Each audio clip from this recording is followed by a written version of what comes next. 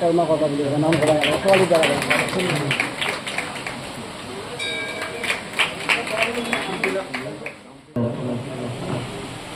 সভাপতি বাহুদেৱ দাসদেৱক মই অনুৰোধ জনাইছোঁ এখন গামোচা আৰু জাপিৰে সম্বৰ্ধনা জনাব। এয়া প্ৰবীণ পাঠক সদৌ অসম নাগাৰা সংঘৰ উপদেষ্টা দ্বিজেন্দ্ৰ মোহন পাঠক ডাঙৰীয়া, তেখেতক মই আসন গ্ৰহণ কৰিবলৈ অনুৰোধ।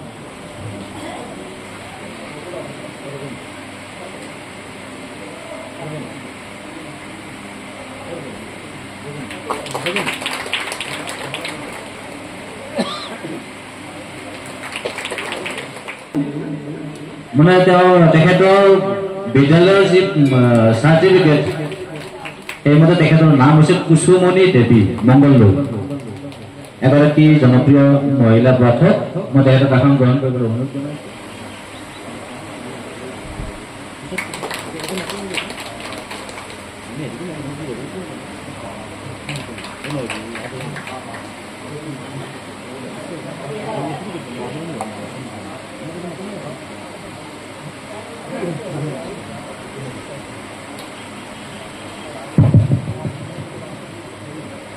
মহেশ ডেকা নামে যাৰ পৰিচয় এটি হাত চাপৰি হ'ব লাগে। নিপন দত্ত কলিতা ডাঙৰীয়া আসন গ্ৰহণ কৰিছে। সৰ্বেশ্বৰ কলিতা ডাঙৰীয়াক আমি মঞ্চলৈ আদৰণি জনাবলৈ অনুৰোধ জনাইছোঁ।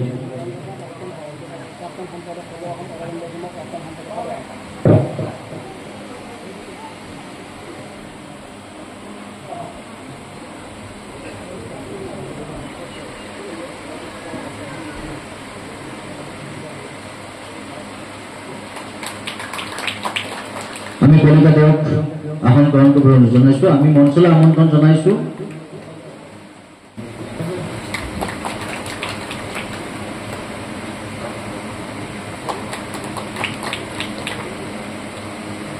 নাৰায়ণ ডেকা ডাঙৰীয়াকো মই মঞ্চলৈ আদৰণি আনিবলৈ মই অনুৰোধ জনাইছোঁ। কামৰূপ জিলা নাগাৰা সংঘৰ সন্মানীয় সভাপতি প্ৰভাত লকৰ ডাঙৰীয়া,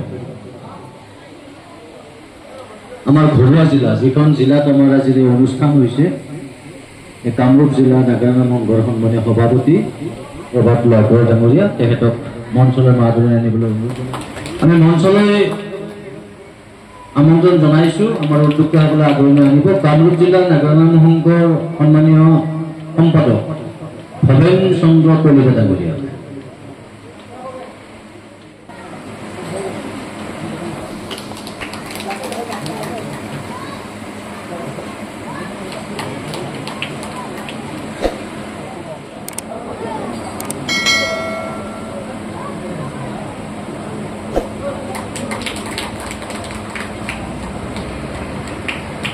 মই ভুৱনেশ্বৰ কাকতি ডাঙৰীয়াকো মঞ্চলৈ আদৰণি জনাইছোঁ।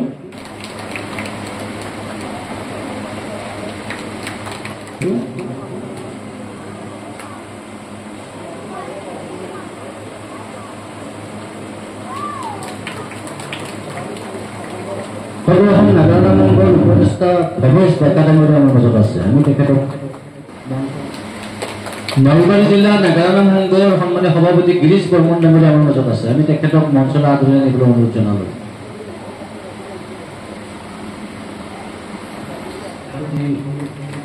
কলিতা ডাঙৰীয়া গিৰীশ বৰ্মন ডাঙৰীয়া, আমি তেখেতক সম্বৰ্ধনা জনাবলৈ অনুৰোধ জনাইছোঁ।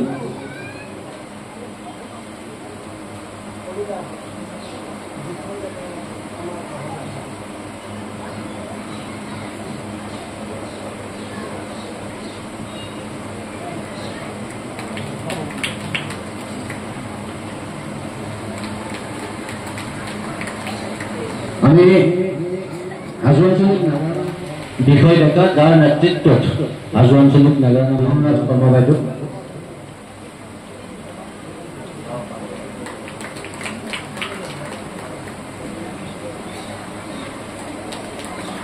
আমি আমন্ত্ৰণ জনাইছোঁ। পাঠান বুলি কোৱাৰ লগে লগে কৃষ্ণ সংস্কৃতিৰ স্থান বুলি কোৱাৰ কাৰণে আৰু ভাবিব কোনো নাথাকে। পাঠান এফালে গৰখীয়া থান ইফালে আপোনালোকৰ আজিৰ যিটো পৰিৱেশটো অসমৰ লোক সংস্কৃতিৰ এক অন্যতম সাধক যাৰ নিৰলস সাধনাই সমগ্ৰ অসমীয়া সমাজখনক এক আধ্যাত্মিক দিগদৰ্শন দিবলৈ সক্ষম হোৱা আমাৰ সদৌ অসম নাগাৰা নাম সংঘৰ সভাপতি শ্ৰদ্ধেয় ৰামচৰণ ভৰালী প্ৰভু, মঞ্চত আসন সলনি কৰা সদৌ অসম নাগাৰা নাম সংঘৰ প্ৰতিষ্ঠাপক সম্পাদক শ্ৰদ্ধেয় অচ্যুত ডেকা ডাঙৰীয়া, অৱসৰপ্ৰাপ্ত অধ্যাপক অসম অভিযান্ত্ৰিক মহাবিদ্যালয়ৰ শ্ৰদ্ধেয় প্ৰণৱ শৰ্মা ডাঙৰীয়া, সদৌ অসম নাগাৰা নাম সংঘৰ উপদেষ্টা আমাৰ সকলোৰে শ্ৰদ্ধাৰ শ্ৰী দ্বিজেন্দ্ৰ মোহন পাঠক ডাঙৰীয়া, এই মঞ্চত সদৌ অসম নাগাৰা নাম সন্থাৰ শ্ৰদ্ধেয় কেন্দ্ৰীয় সমিতিৰ বিষয়ববীয়া বাপ বান্ধৱ আইসকল, আমাৰ মাজত উপস্থিত থকা কামৰূপ, নলবাৰী, এই হাজো নাগাৰা নাম সংঘৰ শ্ৰদ্ধেয় বিষয়ববীয়া সভাপতি সম্পাদক প্ৰমুখ কৰি বাপ বান্ধৱসকল, এই পবিত্ৰ মঞ্চত উপস্থিত থকা নাগাৰা নাম সংঘৰ অসমীয়া সমাজ জীৱনত প্ৰতিনিধিত্ব কৰি অহা শ্ৰদ্ধেয় পাঠক গুৰুসকল আৰু মঞ্চৰ সন্মুখত আসন সলনি কৰা বৈকুণ্ঠৰ পাৰিষদ সদৃশ মোৰ আই মাতৃ বাপ বান্ধৱসকল, আজি এটা পবিত্ৰ দিন। অসমীয়া জাতীয় জীৱনৰ কাণ্ডাৰী জগতগুৰু শ্ৰীমন্ত শংকৰদেৱ গুৰুজনাৰ অন্যতম প্ৰিয় শিষ্য বৰাৰপুৰ মহাপুৰুষ মাধৱদেৱৰ আজি তিৰোভাৱ তিথি আৰু আজি এই পবিত্ৰ তিৰোভাৱ তিথিৰ দিনটোতেই ঐতিহাসিক এই বাথানৰ মহাপ্ৰভু শ্ৰী শ্ৰী গৰখীয়া গোসাঁই থান সত্ৰৰ এই বাকৰিত আমি আপোনাসৱৰ সৈতে থিয় হ'বলৈ পাই নিজকে ধন্য মানিছোঁ। মহাপুৰুষ এই মাধৱদেৱ গুৰুজনাৰ এই পবিত্ৰ তিৰোভাৱ তিথিৰ দিনটোত যিসকল আধ্যাত্মিক ক্ষেত্ৰত সুদীৰ্ঘ সময়জোৰা অসমৰ সমাজ জীৱনত অৱদান আগবঢ়াই অহা এই মহান পুণ্য আত্মাৰ সৈতে আৰু আপোনালোকৰ সৈতে ইয়াত থিয় হৈ মহাপুৰুষ আমাৰ মাজত উপস্থিত আছে বাক্সা বৰিষ্ঠ মহাবিদ্যালয়ৰ সন্মানৰ অধ্যক্ষ যোগেন দাসে দিছে আৰু প্ৰকাশনৰ দাস আজি এই পবিত্ৰ স্থলীত উপস্থিত হোৱা বাপ বান্ধৱ লক্ষীস্বৰূপাৰী মাতৃসকল, মঞ্চত উপবিষ্ট বৃহত্তৰ বাথনবাসী ৰাইজৰ সহযোগত হাজো আঞ্চলিক নাগাৰা সংঘৰ উদ্যোগত ষষ্ঠ সংখ্যক প্ৰতিষ্ঠা দিৱসৰ সভাপতি সম্পাদক প্ৰমুখ্যে মোৰ পাঠক গুৰুসকল, জয়জয় প্ৰেমৰ সমূহ নামধৰ্মী ৰাইজক মই আচৰিত প্ৰণাম জনাইছোঁ। আচলতে বক্তৃতা দিয়া অভ্যাস মোৰ একদম নায়েই, তথাপিও অকণমান সহজে এতিয়া নকলেও হয়তো মোক পাপে ক'ব। তথাপিও মই কওঁ কথাখিনি হ'লে যে নাম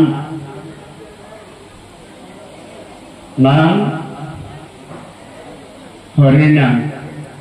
আকাশত যিমান তৰা নক্ষত্ৰ আছে, পৃথিৱীত যিমান ধূলিকণা আছে, তাৰো ওপৰত হৰিৰ নাম।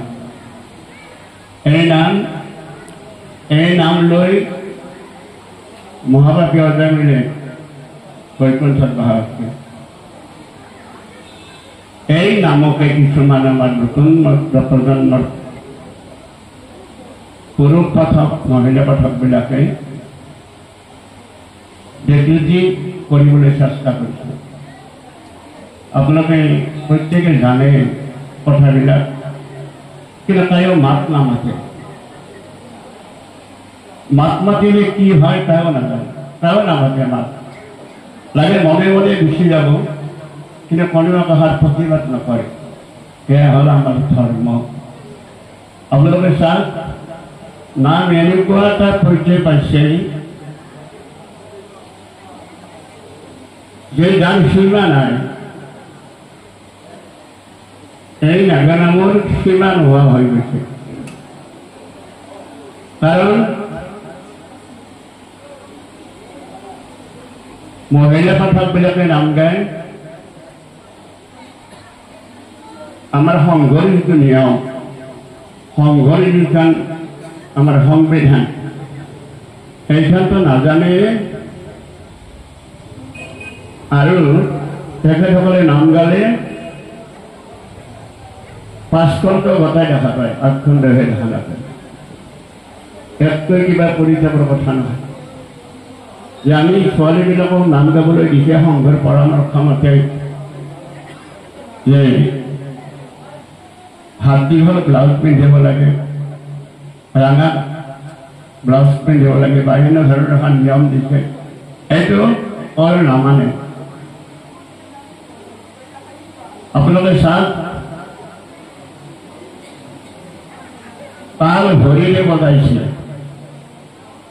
আৰু নাগিৰা দুটা কান্দিৰে কান্দিৰে খাই নহ'ব পাৰিছে।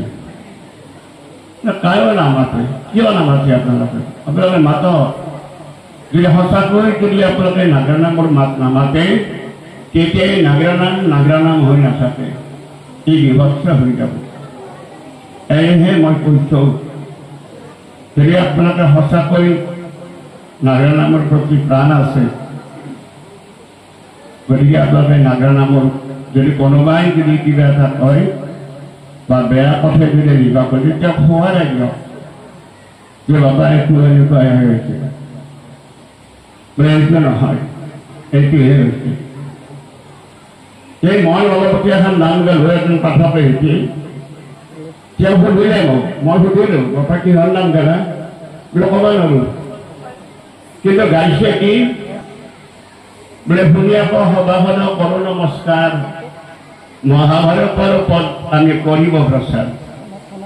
মই এতিয়া সুধিলোঁ নামৰ শেষত, বাপা কিহৰ নাম গালা তুমি? হিৰো মেজেষ্টিক চাইকেল এখন ঘূৰাই ঘূৰাই সকলোকে আমন্ত্ৰণ জনাইছিলোঁ এটা পাঠকৰ সংগঠন লাগে বুলি।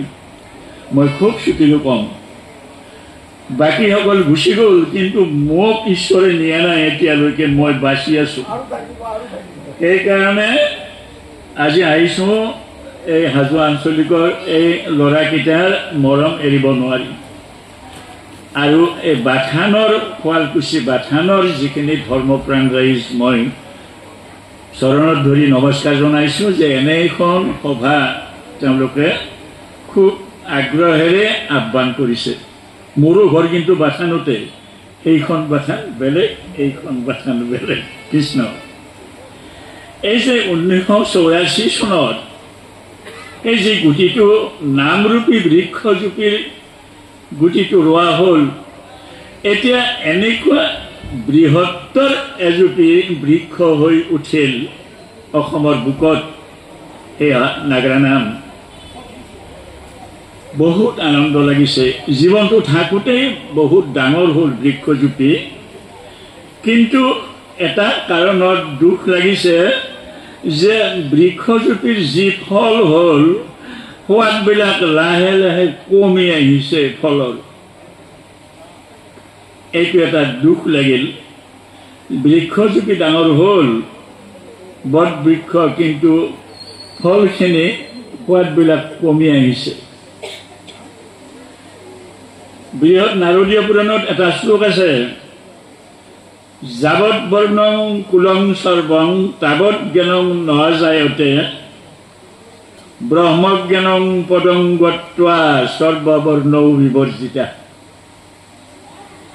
যেতিয়ালৈকে জাতীয় জ্ঞানটো আহে, এওঁ কোচ, এওঁ কলিতা, গোসাঁই, বামুণ, হালৈ, সুৰি, মেটৰ, মুচি, এনেকুৱা বিভিন্ন ধৰণৰ ভাৱ আহে, সেই ভাৱটো অহা যিজন ব্যক্তি সেইজনে ভগৱন্তৰ চৰণ তেওঁ চিন্তা কৰাৰ ক্ষমতা তেতিয়ালৈকে অহা নাই। আৰু যেতিয়া ভগৱন্তৰ চৰণ চিন্তা কৰাৰ ক্ষমতাটো অন্তৰত আহে তেতিয়া সৰ্ববৰ্ণ বিবৰ্জিতা, তেতিয়া জাতীয় যিটো বৈষম্য এইটো অন্তৰত নাহে। আমি সকলো একে মানৱ। আমাৰ গোসাঁই বামুণ হালৈ ফুৰি এনেকুৱা ভাৱ নাহে। এখন চন্দ্ৰতাপৰ তলত এখন ধাৰিত বহি আমি বিভিন্ন জাতিৰ মানুহে একেলগে প্ৰভু ভগৱন্তৰ গুণানুকীৰ্তন কৰা এই নাগাৰা নাম পৰিবেশ্য কলা ইয়াতকৈ ডাঙৰ ধৰ্মীয় সংস্কৃতি নাই। আমাৰ সংস্কৃতিৰ ভিতৰত বিয়ানাম, আইনাম, ধাইনাম, এই বিহুগীত এই সকলোবোৰ নোহোৱা হৈ গ'ল লাহে লাহে। বিহুগীততো আমাৰ এতিয়া বৈষম্যতা আছিল, কিন্তু নাগাৰা নামটো গুৰিৰ পৰা আগলৈকে এটা ধৰ্মীয় আখ্যান এটা পৰিৱেশন কৰা হয়। সেয়ে আমি সংস্কৃতিৰ মানে ভিতৰত নাগাৰা নামত আমি 100 নম্বৰ দিব পাৰোঁ সংস্কৃতিত। যদি আমি এই নাগাৰা নাম লাহে, মই যে কৈছোঁ যে গুটিটো এতিয়া সোৱাদ কমি আহিছে, এইসকল আমিয়ে কৰিছোঁ। গতিকে এই নাগাৰা নাম যদি আমি বাৰে ৰহণীয়া সংস্কৃতিৰ সমন্বয় কৰোঁ তেতিয়াহ'লে এই নাগাৰা নামৰ যিটো অস্তিত্ব সেইটো নোহোৱা হৈ যাব। প্ৰভুসকল, অকল মহিলা আই মাতৃসকলক দোষ দিলে নহয়, আমাৰ পুৰুষসকলৰো যিসকল শিল্পী আছে সেই সকলকো দোষ দিব মই বিচৰা নাই। মই হাতযোৰ কৰিছোঁ, মই আটাইকে হাতযোৰ কৰি ক'বলৈ বিচাৰিছোঁ যে তেখেতসকলে শিল্পীসকলে নিজৰ নিজকে প্ৰতিভা বিস্তাৰ কৰাটো এৰি আমাৰ যিখন নাগাৰা নাম সংঘৰ আপোনাৰ সংবিধান আছে, নিয়মাৱলী আছে, সেইখনক লৈ নাগাৰা নাম পৰিৱেশন কৰাৰ কাৰণে মই হাতযোৰ কৰি আঁঠুকাৰি দণ্ডৱত পৰি মই সেৱা জনাইছোঁ। আৰু এই কামখিনি কৰিব লাগিব আকৌ আমাৰ যিখিনি কৰ্মকৰ্তা আছে সেইখিনিয়ে। আজি ভৰালীদেৱে কৈছে কথাখিনি যে এনেকুৱা হৈছে, কিন্তু মই ক'ব খোজোঁ যে সদৌ অসম নাগাৰা অসম মানে কেন্দ্ৰীয় সমিতিৰ পৰা, জিলা সমিতিৰ পৰা, আঞ্চলিক সমিতিৰ পৰা যিসকল কৰ্মকৰ্তা আছে সেইসকল মহিলাই হওক পুৰুষেই হওক, তেওঁলোকে আগৰে সংবিধানক সন্মান জনাই, সংবিধান সাপেক্ষে তেওঁলোকে সংবিধান সন্মান জনাই নাম পৰিৱেশন কৰি ৰাইজৰ মাজত দেখুৱাব লাগে। তাৰপিছত পৰৱৰ্তীখিনিয়ে দেখুৱাব, প্ৰথমে তেখেতসকলে দেখুৱাব লাগে।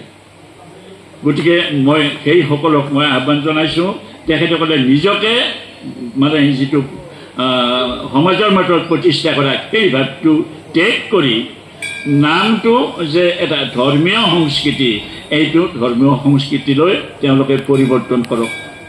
এতিয়া আকৌ এটা আমাৰ কথা আছে যে এতিয়া নাম গাব গ'লে